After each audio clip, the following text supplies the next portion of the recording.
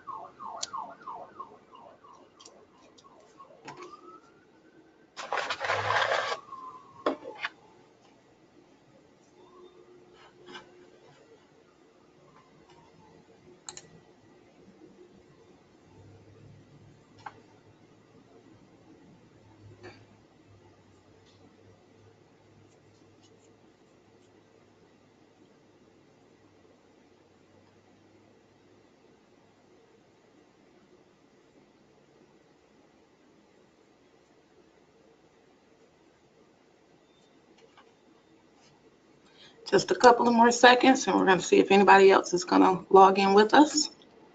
Otherwise, we'll get it started.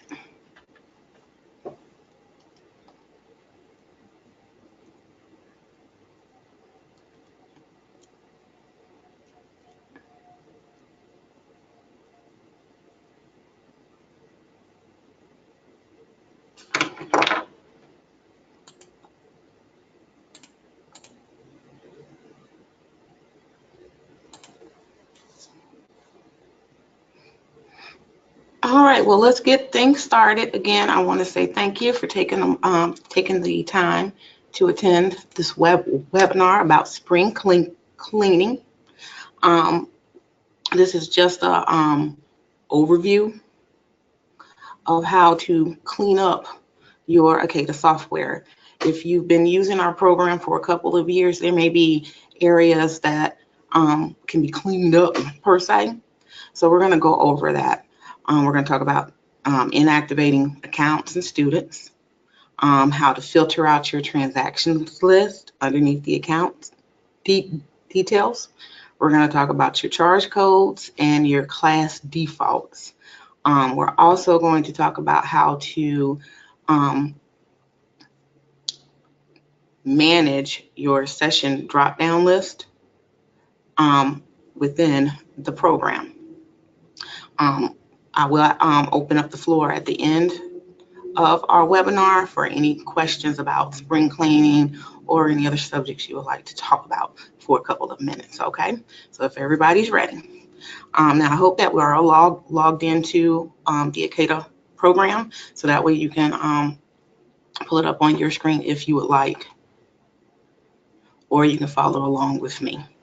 Now, we're going to start with archiving your inactive accounts and removing old students. Now, keep in mind the importance of this is that we charge based upon the number of active and inactive students that you have. You can have unlimited accounts and unlimited prospects. We're looking at the students. Now, when we clear out the students, we're only going to lose their information. So yes, you will lose their name and their class history, but you're going to archive the account, their parents' info. So that way you'll still have their personal info, and if they owe a balance, you will still have access to that, okay? Now, when we're talking about archiving these accounts, it's based on date. So you don't have to worry about your current families being affected by this. We're talking about those old ones, the ones that danced a couple of years ago. The child has graduated, they might have moved away. You just put them in inactive and then you've moved on. Well, now let's get them on out of there. Make sense? I hope so. So to do this, we start by clicking our 3 lines, and we're going to go underneath our admin menu. And here we're going to go to the clear school data. Don't be fearful of this page. It's a very easy page. The main thing is to always just look back over what you checked before you actually process anything, right? So here we have multiple selections, but we're going to be paying attention to the second one, the set inactive accounts to deleted status and permanently delete students prior to. All this does is it just puts the parents' information in a deleted status, archived. You will still be able to pull up your deleted accounts. All it is from your account list, deleted. Anybody who's in the deleted status is here. They're still there.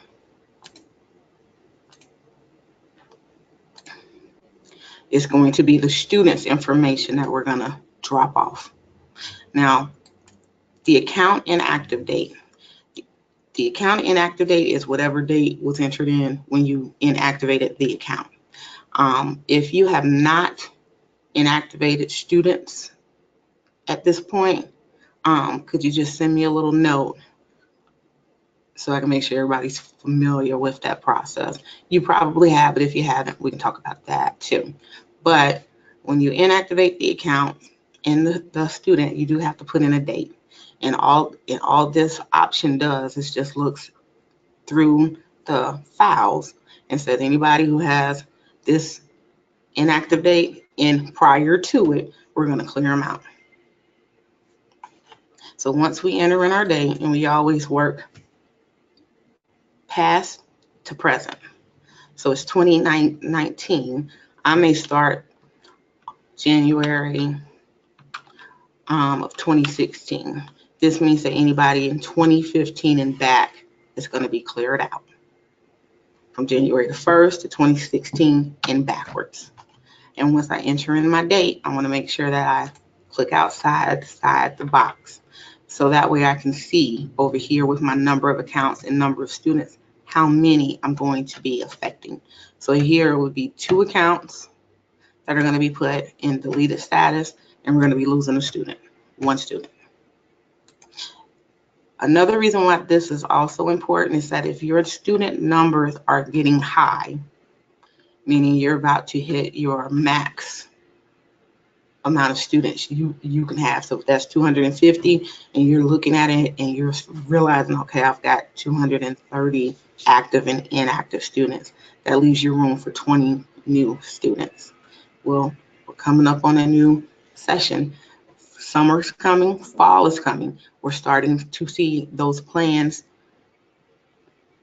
and those sessions being created. So now we have to think about this because we don't want to be in the middle of heavy registration and then you don't have any room for new students. It happens. And the cool thing about this is that you can set up your own studio's process for choosing how long you're going to hold on to students in accounts. Each studio will find they have their own time span. You may only want to hold an account for 2 years. Another studio might say, okay, I'm going to hold them for 5 years. They might have siblings who are getting old enough to want to dance, but it's all up to your studio's personal choice. All right. So now once I've got my box checked, I've entered in my inactive date. I know the number of accounts and students that are going to be affected. I'm then ready to process it. Processing is just scrolling down and hitting the clear selected. Before it will allow you to process the request, you will have to confirm it. The password it's asking you for is your login password.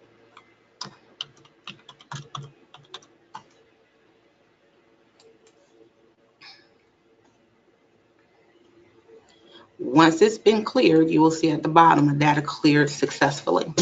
If you enter in the wrong password, you will just be asked to enter in that password or to cancel the request.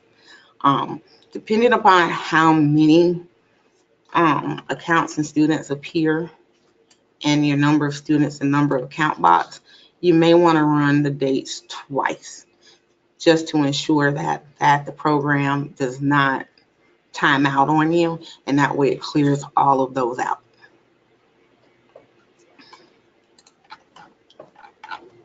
And that's it.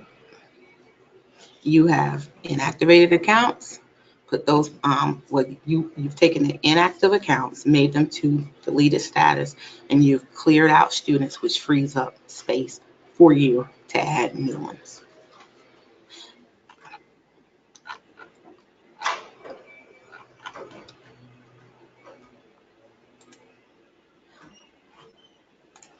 All right, so now let's talk about old sessions. If you've been using the program for several years, you probably have a lot of sessions. So here I have sessions going back from 2014 to 2015, all the way up to my summer 2019 and my fall 2019 going into 2020.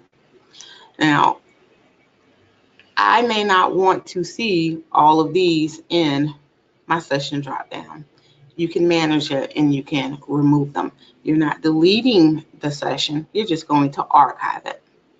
When this is done, you will only see the full options, all of the sessions available on the edit session page. Here, you'll only see the available sessions. This comes in handy when you have those summer camps, because the more sessions you open, the longer your list gets. And that could be a little complicated when you're starting to plan your new sessions. So this just kind of helps you organize it a little bit better. To do this, we're going to do our edit. We're going to go to our edit session page. We're going to click these three lines in the upper left.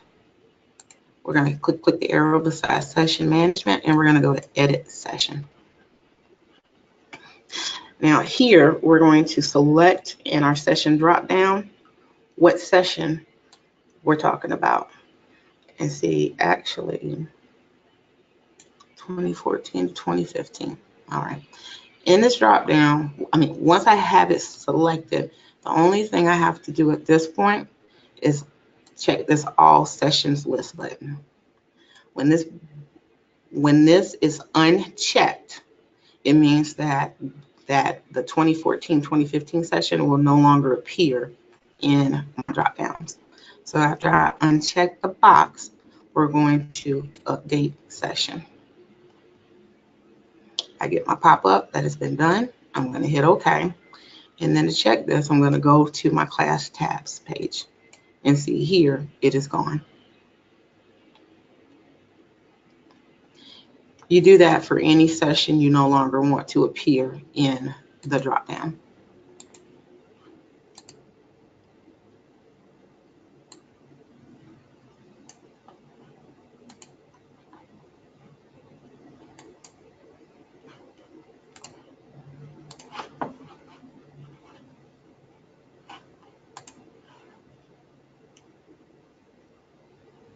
And that's gone too.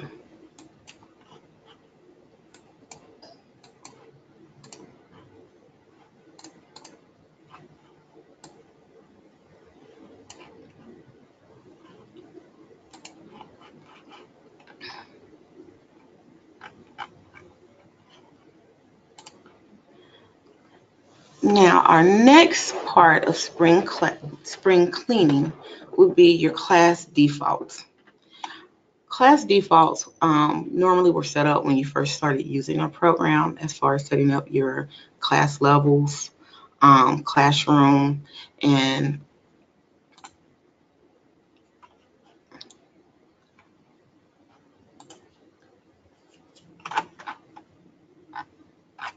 class types. Sorry about that. I could not remember class types. Sorry about that. All right. But now that you've used the program for a while, you may find that there is data input that's no longer valid to your studio. You may have a classroom title you no longer use. Okay?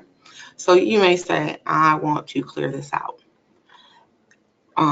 The benefit is that when you clear it out of information that you're no longer going to be using, it will help you when you're doing your entering in new classes.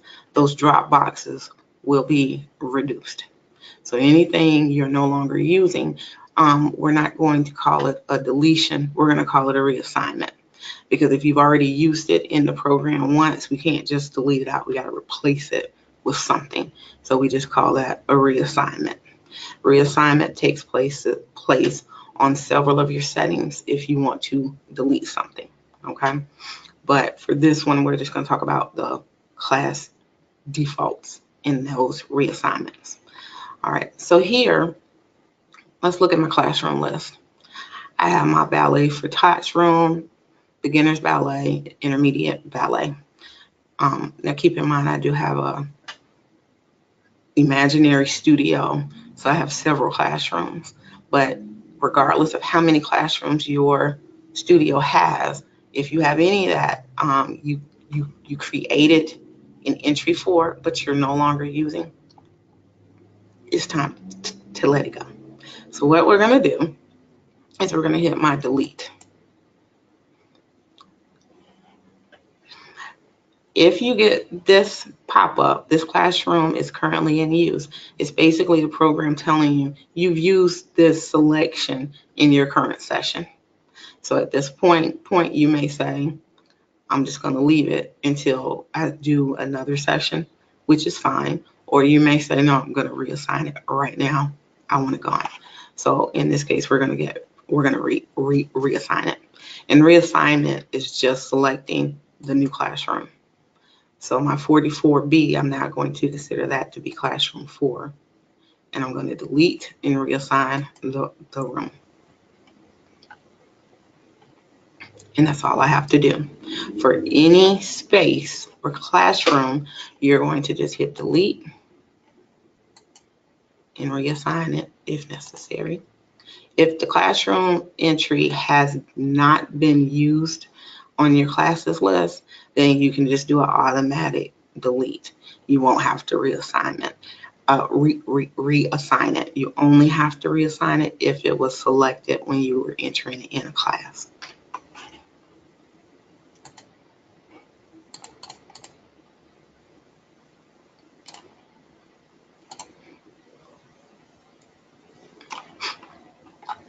All right.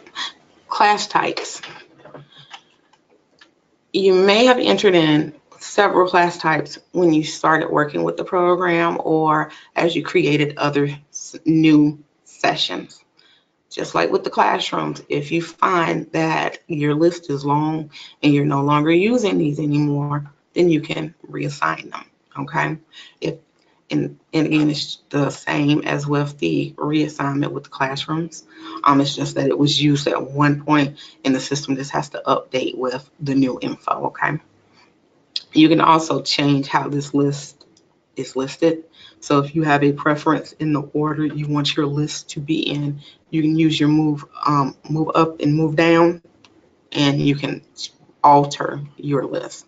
And this does affect the drop downs underneath your class list when you're adding the classes. So that comes in pretty handy too. You can alphabetize it or put it in an order that fits your studio specific needs. So let's see. Let's move to pre-K.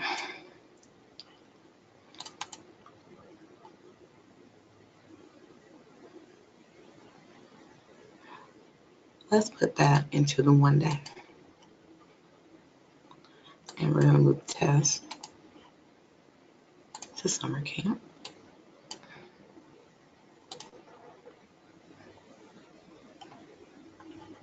I no longer offer the morning sessions.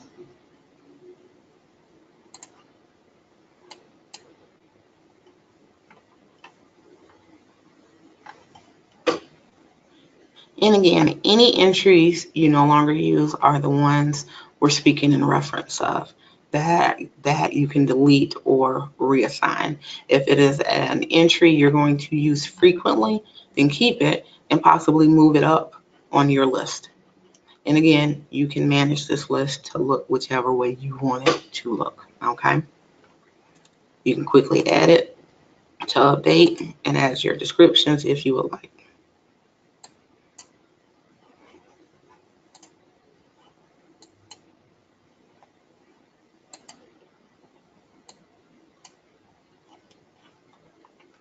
Now, the same would be done with class levels. If you had class level entries that are no longer in use, delete them or delete and reassign, whichever fits your specific needs. Again, just like with the class types, you can also alter this list to appear the way that you want it to.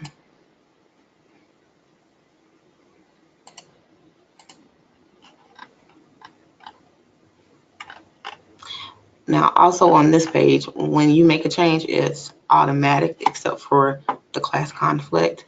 Anything below here, classroom list, class types, and class levels, that's an automatic update for you. So once you enter it, delete it, move it up, move it down, it's an automatic save. You don't have to press any other buttons for that to take place.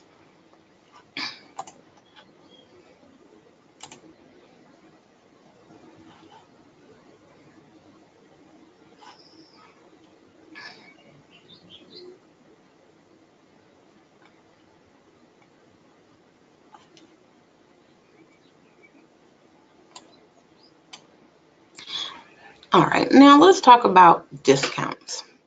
Discounts are discounts that your studio is entered in that fits your studio specific needs.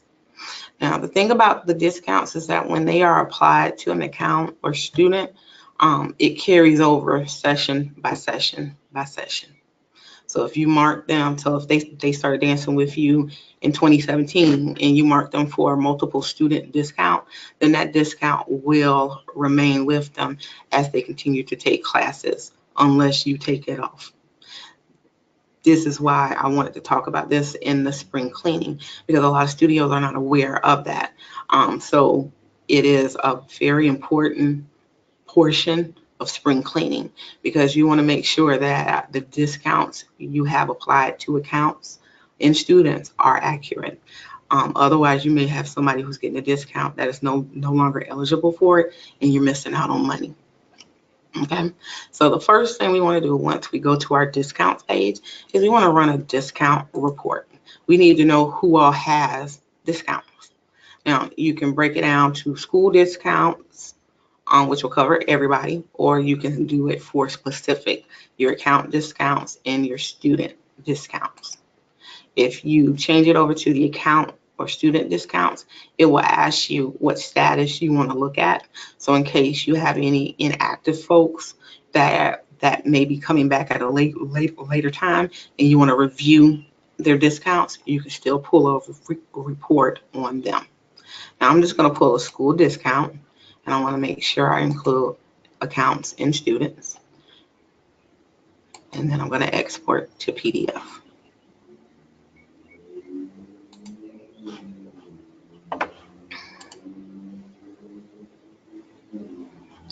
Here I have a listing of all my customers who have discounts. Using this, I can decide if this person still qualifies for it, because it will also tell me who is getting a discount and what it's for. Okay, so let's say, for example, my account for 37. Excuse me. Let's look at Quincy. Quincy Adams is the student, and the account is Sandy Davis. Okay.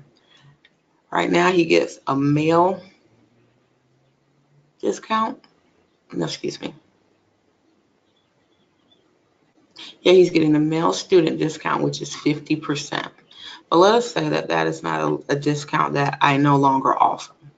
It may have been a discount I created to get to draw business. So I may have been offering that at one point, so that way I could get more male students into the studio. Well, it worked, and now I'm like, okay, I don't want to offer 50% anymore. But it might have been a couple of years, I might have not thought about it. Hopefully you would with 50% off, because that is a high amount. But y'all can kind of understand where we were going with that. Okay.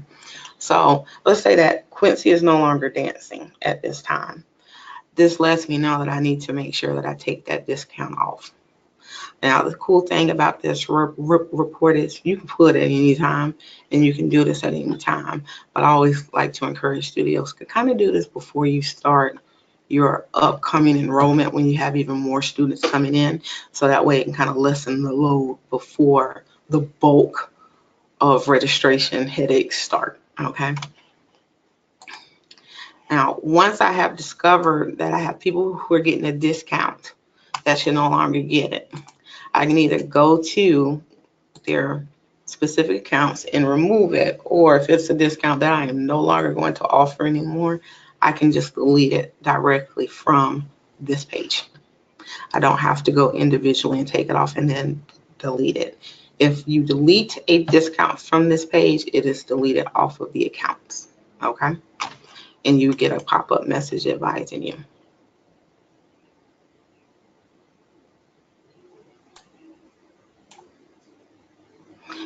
And just like that, it's gone. Most of your spring cleaning should not take you long to do. You can space it out. You can do it all at one time, whatever is comfortable for your studio. But we do encourage you to take a few minutes at least to just look through and make sure the program is set up for your needs. Okay. Also, if there is a step that we go over and you forget, don't worry about it. Give us a call or send us the question with the little purple button over here, and we'll be happy to show you how. Okay.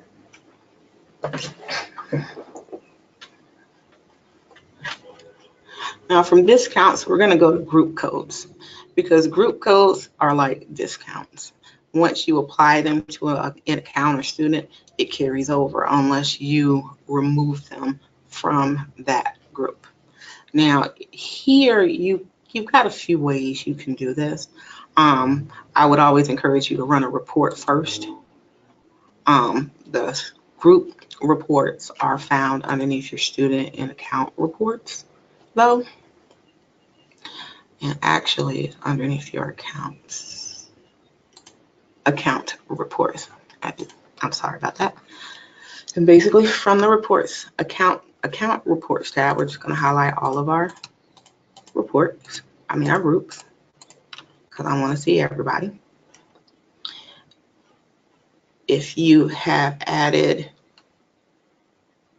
a group and you have inactives in it, you can pull those inactive into it. Just change your drop down here, and then we can view / print. But I just want to pull for my actives.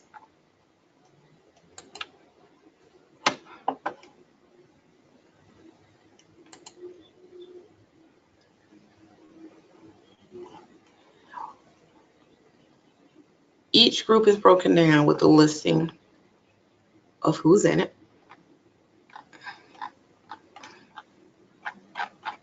And from here, you could print this report out, highlight those who need to be removed, and you can do it then and there, or you can delegate it, give it to the next person, or you can save it and do it at a later time. But again, we do encourage you to do this frequently, so that way you can make sure you're, as far as like emailing folks, you're not notifying someone who no longer is a part of that group. Okay. So once we go back to our groups page, if it's a group you no longer use at all, then just delete it.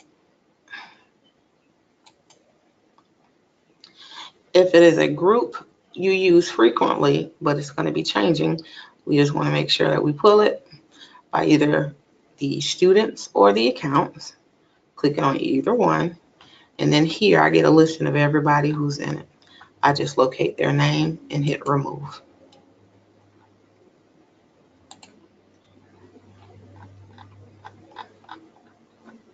Now you can also go to the individual account or student and clear it there. My preference is here because it's a little bit easier to see everybody at one time, versus going account by account, student by student. I have a clear view of everybody here. If I'm going to use my report, though, then I would do it individually, because there may be other things you need to do on the account while you're fixing one thing, okay? And again, the reason why you want to make sure you go through groups is because groups carry over through sessions. So what group they were in last session, they may no longer be in that group. They may have moved on. You might have a group for your volunteers. What if one of the volunteers is no longer working with you anymore? There's no need for them to be getting that email. So it's just a way of cleaning it up to make sure that only those who actually are in that specific group or getting that specific discount are supposed to be getting it.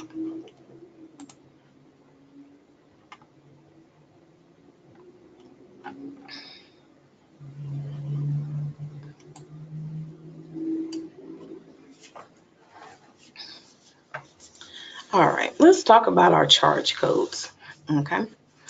Just like with the classes and just like with your discounts and groups, you may have one point input charge codes that are no longer valid, okay? Or you might have had merchandise at one point as a charge code, but now you're using our point of purchase tab. So there is no need to have your merchandise listed in your charge code. Now, the key to the charge codes, just like everybody else, just like our class defaults, the class types and levels, you can't just delete a charge code. You have to reassign it. We have to tell the program, okay, I've gotten rid of this particular charge code, but now I'm going to group those dollars into this current charge code, okay?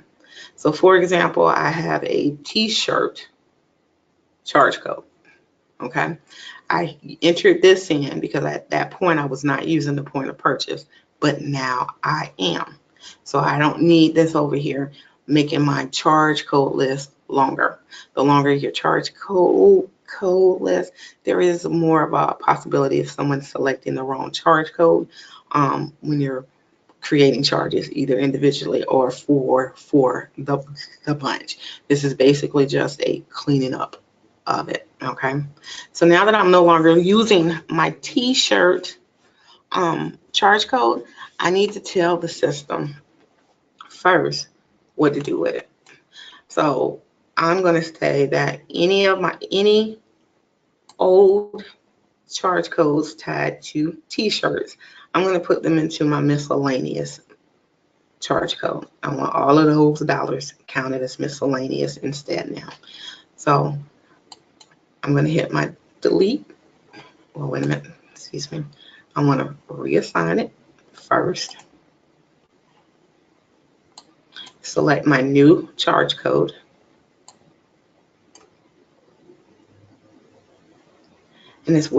And the program will ask you if you want to keep those t-shirt descriptions or if you want to change it to miscellaneous. That choice is yours. I'm kind of in the mind frame of keeping it as the original, but that's totally up to you, okay? So I'm not going to check this box because I still want my transaction records to show that, yes, at one point they did purchase a t-shirt. That's all. So then once I hit my reassign charges, I can now delete it.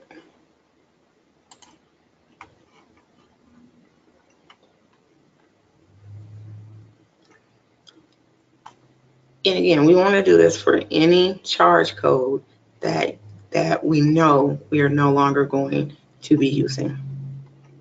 You may have had a charge code for a class you offered, a one-time class. You offered it and then you discovered, you know what, this is not really working out like I want it to. But there's no need to hold on to that charge code because the more charge codes you have,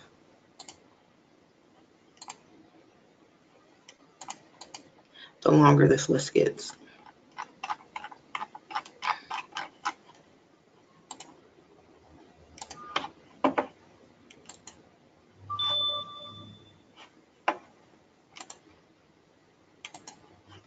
So we're going to do one more.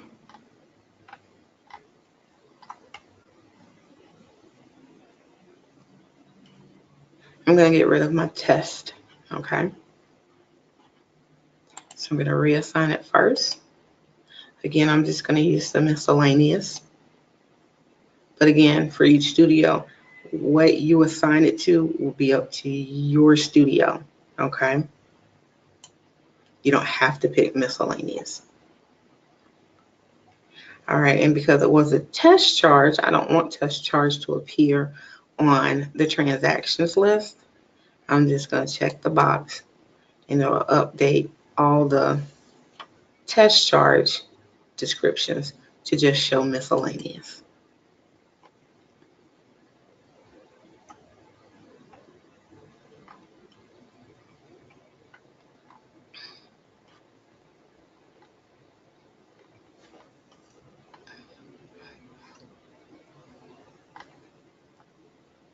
Yeah, let's see, do I have any other ones? We have another test.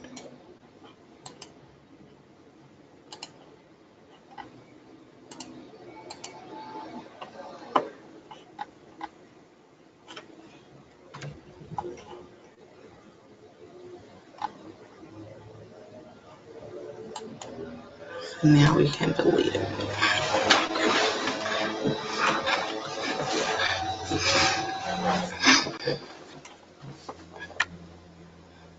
All right, and let's do this final one for January because I don't even have an amount here. So we're just going to reassign.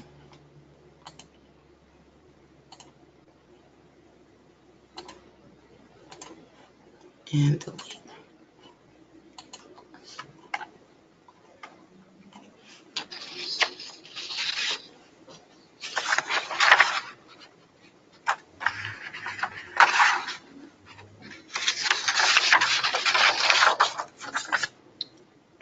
All right, now here is a very good spring cleaning tip. All right, we have our long-term customers. They have danced with us for years. We have watched their children grow from kindergarten all the way up to junior high. That is a good thing, but their account, their transactions list will show every transaction they have. Okay, I'm gonna turn my filter off. All right, so here, their transactions list is long.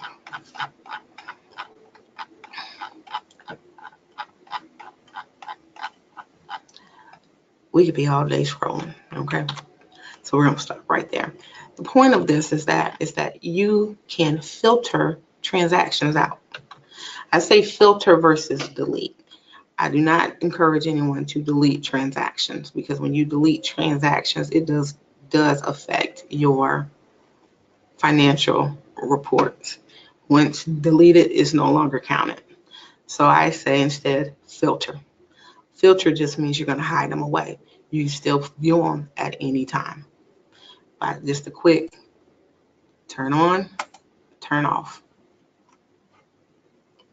Okay. This will help you in the long run. So if you are one who only wants to see the current session's transactions, not anything past due, you can do that now. And instead of looking at it from a session standpoint, you're going to look at it from a date standpoint. Okay. So let's find out first when I started my session, because that's going to tell me my filter date. So I said for my current session, it started on June the 4th. I want to remember that date because I want all of my transactions to start on that date. Now, a few things. If you are one who does early registration, okay, you may want to consider that to be your filter date. So that way you have all of those transactions associated with that particular session based on date, of course, but you will be able to see all of that. So even though the classes might not start when these fall, as the example, until September, I might have registered and charged this parent their registration and first month's tuition in June. I want to be able to see that when the session starts. So it's all about preference here, okay? But in my example now, we're going to use this June the 4th date, okay? So we're going to click on our 3 lines, and for your filters, you're going to go to your users, okay? If you have multiple users, you will filter it to everyone, okay? If you have one login, then you only have to do it underneath that one, okay? So I'm going to show you first how to do it if it's just one login, which would be your admin, okay? So all we're going to do is we're going to hit the edit, and we're going to expand our select user defaults.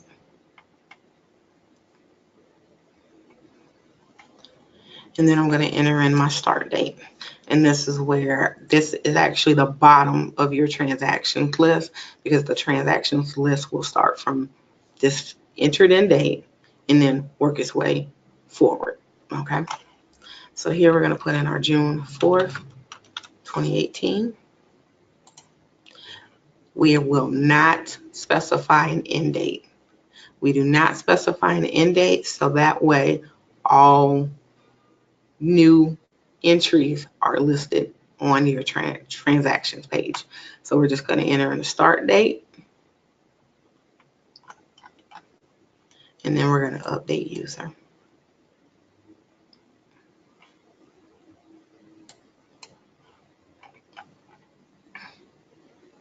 So now when I go to my transactions list, it's going to start with June 4th, okay? We're going to do a user now. And just like the admin, we're going to edit it, select. I have mine filtered for 2/27/2018, but we're going to update that. And then we're going to update user. So now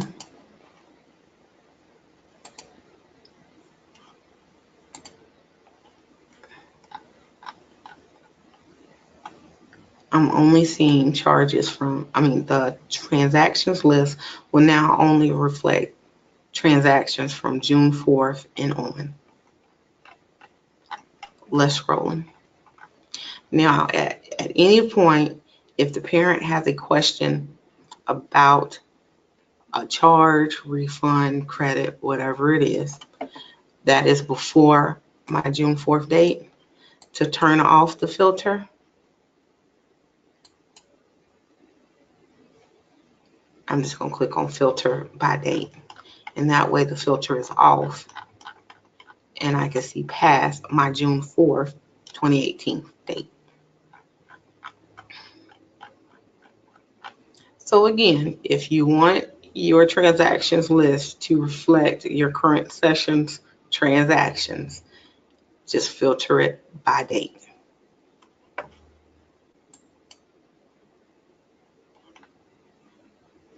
I turn my filter back on, and now I can go on to my next account if I'm taking payments, or if I need to move on and add some classes, staff members, I can move on. That's it. You've set up your filters. The thing is, it's just that for each session, just remember to update your filter date. And some studios will, others will just leave it for a while and then change it. You can take it off at any point. If you want to take it off completely, then again, just go back to your users, edit,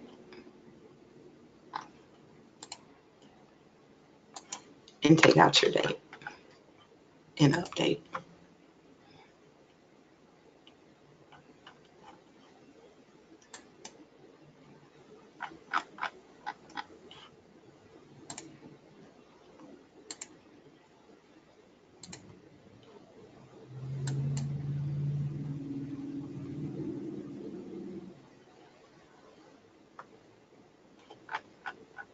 Now that is all of my presentation that I have. Unless, do I have any Do I have any studios that use the online registration? If you do use the online registration, use the chat and type in yes.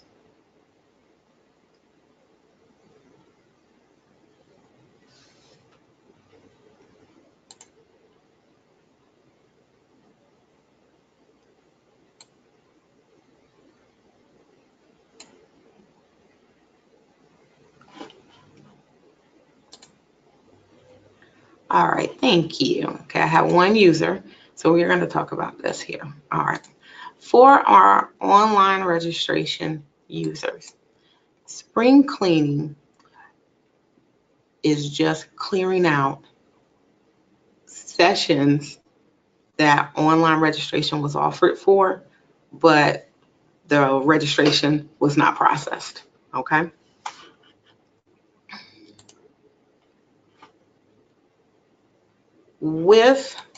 With this, when you're cleaning it out, this should be for old ones, okay? So for any session you're no longer offering registration for, this this part is going to cover that, okay? So the first thing I want to do is go to my registrations tab, okay? Now my registrations tab, it should reflect current registrations, okay?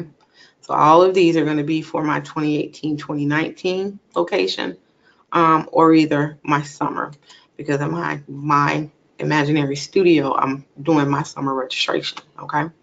But I need to know about some of these past sessions.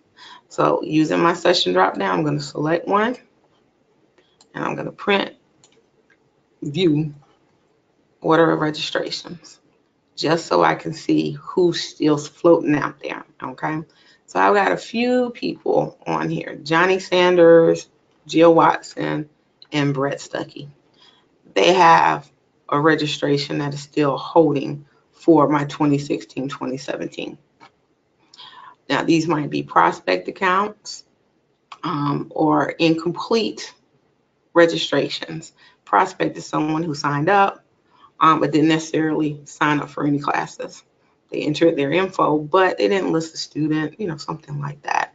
Incomplete registration, same thing.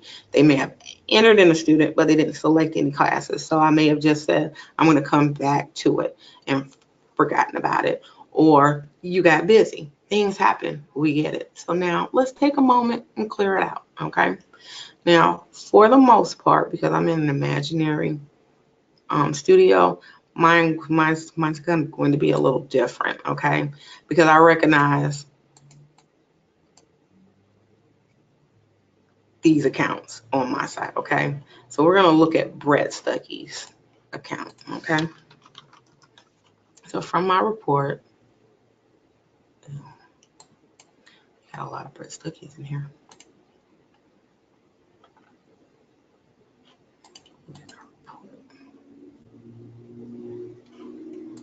Actually, no, I don't have anybody on these pictures. Actually, let me make a correction. No, I don't have this teacher. I only have one person that we have to deal with. Okay, so Dee Dee, this account, Dee Dee is on the class wait list. Okay, so let's look at that one.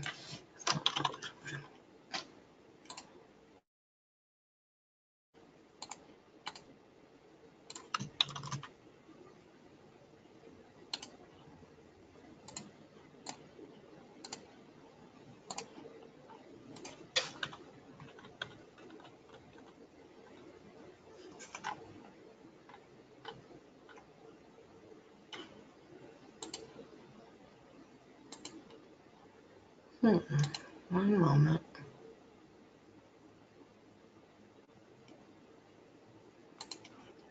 We can also pull this up by class, so let's do that. 2016, 2017.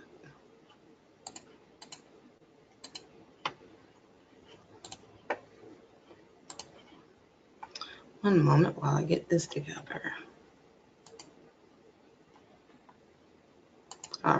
from the details list, we can view our wait listed.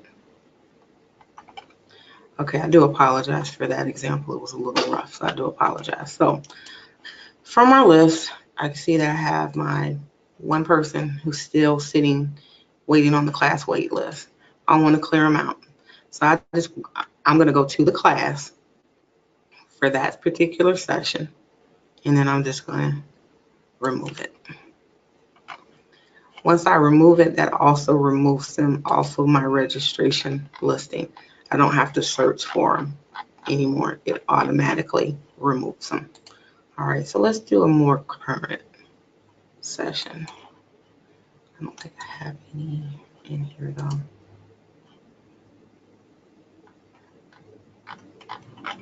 Unfortunately, I already did my spring cleaning and cleared them out, but you should get the gist, okay?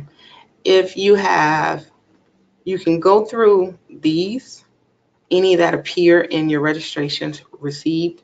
You can also look through them underneath the process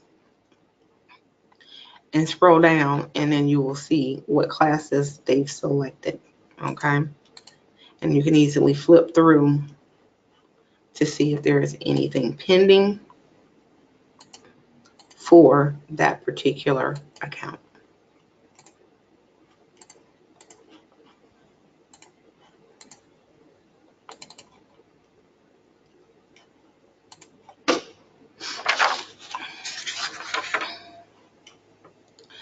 All right, well, that was all of my spring cleaning. I'm now going to open the floor, so if you have some questions, please feel free to ask.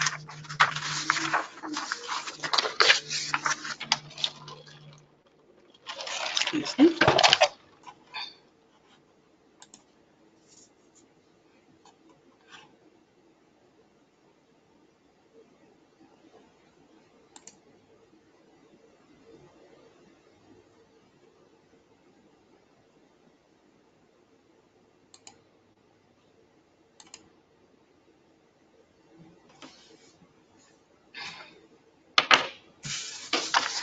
All right, well, if there are no questions, I will go ahead and wrap up our webinar on spring cleaning.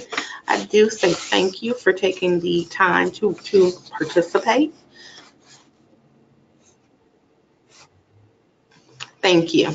And y'all have a wonderful afternoon and evening. Oh, also, we do have another webinar scheduled for Thursday. So if you have any studio members who are not able to attend, who you would like to, they can sign up for the webinar on Thursday at 1 o'clock. Also, you can go to akadasoftware.com and check out our blog and our webinar schedule, because we do have some pretty cool webinars planned for April, including your recital planning. So again, thank you and have a good day.